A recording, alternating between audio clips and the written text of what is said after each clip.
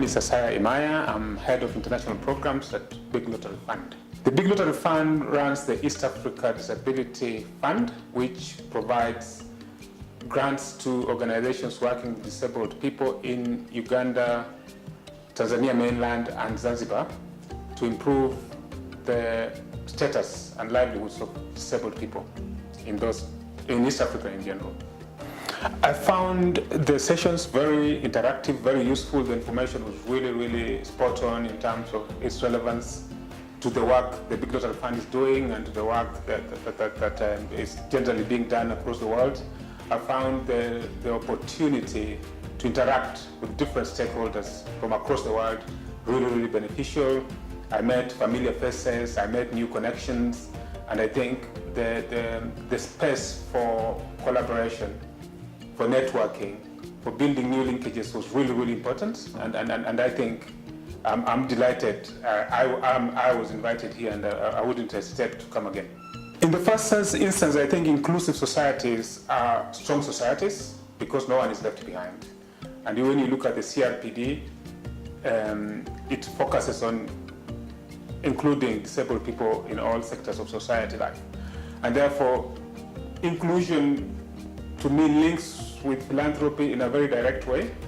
As a fund, the Big Lottery Fund focuses on leveraging funding for the disability sector from other funders.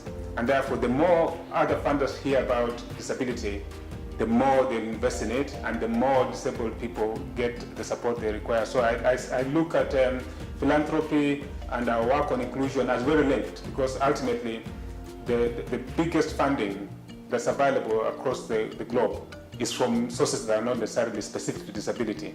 And therefore, beginning to include the message of disability in philanthropy conversations is really important in shifting ground for disabled people. I see the APN as a strong force for African philanthropy. I see it being a good, excellent forum for networking and exchanging of information. I see it grow and become more visible in different countries, in different contexts and across the region, and getting in more and more players. I think it will be interesting to see more of the foundations, the private foundations involved, and therefore, and the global ones also coming in, and I've seen quite a few here, the Southern I know, but I think if, for example, we want to leverage funding, not just for the philanthropy sector in Africa, but also for our work with communities in Africa, we need still to get that funding that's available from overseas organizations.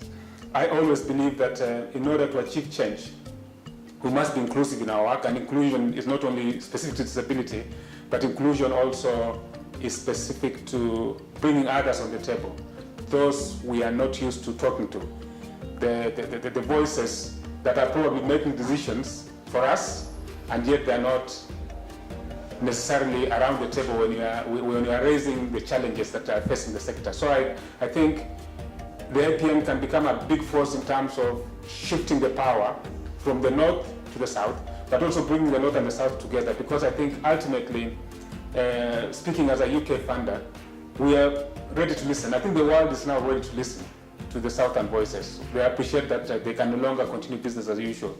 But how do you do that by becoming exclusionists? I think the more and more we engage, the more and more we work together, the more the potential for success will be. Because ultimately we work in a global world that has opportunities for everyone to prosper. It's timely, it is great, it is fantastic, and it is necessary.